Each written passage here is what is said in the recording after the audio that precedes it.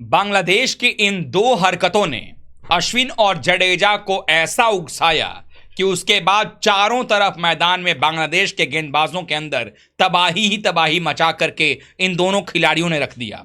आखिरकार वो कौन सी दो हरकतें बांग्लादेश ने इस मैच के दौरान कर दिया जिसकी वजह से रविचंद्रन अश्विन और जडेजा ने अपना पूरा गुस्सा पूरे बांग्लादेश की टीम पर उतार दिया और जहां पर एक समय बांग्लादेश बड़ी मजबूत नजर आ रही थी, अचानक से मैच से बाहर होती नजर आ रही है। कैसे बांग्लादेश को धो करके रख दिया जडेजा और अश्विन ने, यह सब कुछ हम आपको इस वीडियो में बताने वाले हैं। वीडियो को पूरा देखिएगा, पसंद आए तो लाइक कीजिएगा, शेयर कीजिएगा दोस्तों में, और चैनल पर पहली बार आए हैं तो क्रिकेट रोस्ट की फैमिली में सब्सक्राइब बटन दबा करके अभी शामिल हो जाएगा। चलिए वीडियो को शुरू करते हैं। कहते हैं कि जब भी आप क्रिकेट खेल रहे हो, चाहे वो टीम छोटी हो या बड़ी हो, उसको हल्के में नहीं लेना चाहिए। भारतीय टीम ने भी इस बार इसी तरीके का परिचय दिया था कि बांग्लादेश को हल्के में नहीं लेने का प्रण किया कि बांग्लादेश की टीम को हम हल्के में नहीं लेंगे।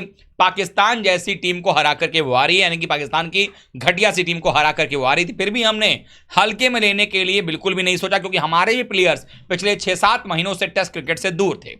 ऐसे में सबसे बड़ा सवाल यह बन रहा था कि भारतीय टीम के प्लेयर्स शुरुआत कैसे करेंगे। हम सब तो अपने में खुद में बिजी थे, लेकिन इस बीच बांग्लादेश के जो खिलाड़ी थे वो पहले बात की मैच में जो उन्होंने किया वो तो मैं आपको आगे बताऊंगा, लेकिन मैच से पहले आपको पता ही होगा कि उन्होंने किस तरीके से बयानबाजी किया। नाहिद राणा जैसे गेंदबाज ने कहा था कि हम भारत को देख लेंगे। कप्तान नजमुल हसन शांतो कह रहा था कि भाई यहां पर तो हम भारत को दोनों मैच हराने आए हैं, और ऐसा लगा भी जब टॉस जीतकर उन्होंने बॉलिंग किया चेन्नई में, तो जिस तरीके से शुरुआत में हमारे 34 पर 3 विकेट गिर गए, उसके बाद ऐसा लग रहा था कि भारत वाकई में दबाव है। एक समय ऐसा आया जब 144 रन पर हमारे 6 विकेट गिर गए, तब टीम मझधार में थी, और उस समय दो बल्लेबाज आते हैं क्रीज के ऊपर में। जो 144 पर 5वां विकेट गिरा, जडेजा बैटिंग करने के लिए आते हैं, 144 पर ही 6ठा विकेट गिरता है, और तब बैटिंग करने के लिए आते हैं रविचंद्रन अश्विन।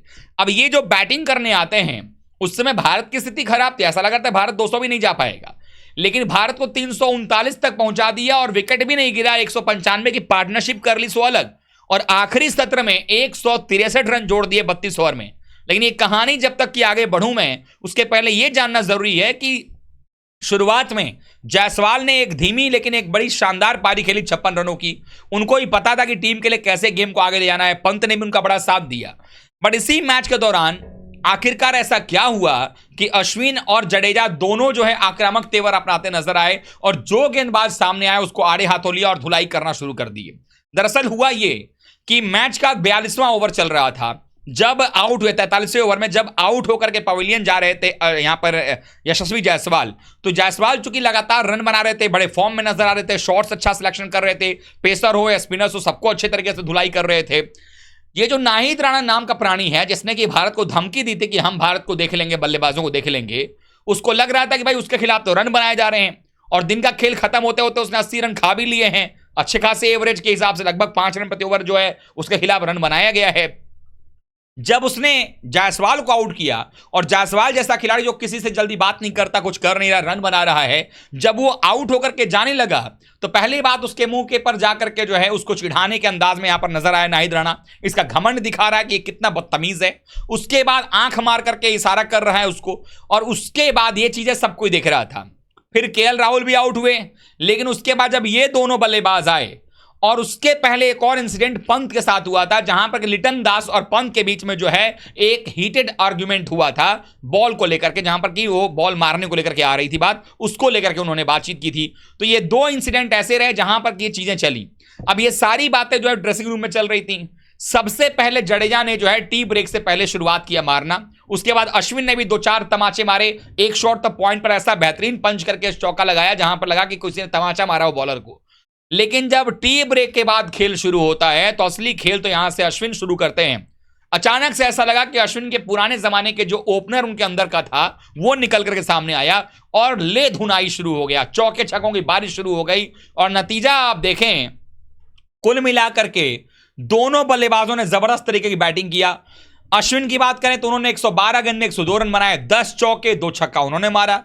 10 चौके और 2 छक्के लगाकर 86 पर नाबाद जो है जडेजा भी हैं, और ये दोनों बल्लेबाज नाबाद हैं। 195 की पार्टनरशिप हो गई है, और अंतिम सत्र में 32 ओवर में 163 रन बनाए गए। आपको बता दूं कि एक तरफ कहां 144 पर 6 विकेट था इंडिया का 48 ओवर के खेल में। पहले सत्र में 23 ओवर का खेल हुआ था, 88 पर 3 था।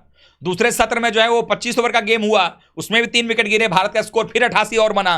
तो 176 पर 6 था भारत एक टाइम पे, 2 सत्र के बाद 48 ओवर में।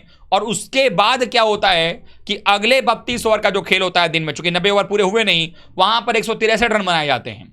और इसी के बाद ये जो कार्यक्रम चला है अश्विन और जड्डू का, इसने एक बात तो साबित कर दिया है कि थोड़ा संभल जाना पड़ेगा बांग्लादेश को। और मुझे लगता है कि बांग्लादेश के लिए अब वापसी की कोई भी संभावना यहां पर नजर नहीं आ रही है।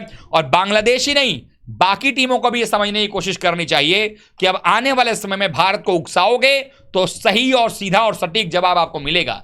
अभी तो विराट कोहली, रोहित शर्मा उतने मैच प्रैक्टिस में नहीं थे, तब तो वो आउट हो गए। सोचिए जरा, वो मैच प्रैक्टिस के बाद उनको अगर बल्ला चला तो वो आपके क्या हश्र करेंगे, ये भी सोचना चाहिए बांग्लादेश की टीम को। हालांकि अश्विन का शतक हो चुका है, हो सकता है कल जो है जडेजा भी शतक पूरा कर लें। आपको इन दोनों की बल्लेबाजी कैसी लगी है, भर भर के कमेंट में आप जवाब दीजिएगा। वीडियो को लाइक कीजिए, शेयर कीजिए, नए हैं तो चैनल सब्सक्राइब कर लीजिएगा। मिलेंगे सुबह 8:45 पर, तब तक आप सभी का बहुत बहुत धन्यवाद। थैंक यू सो मच दोस्तों।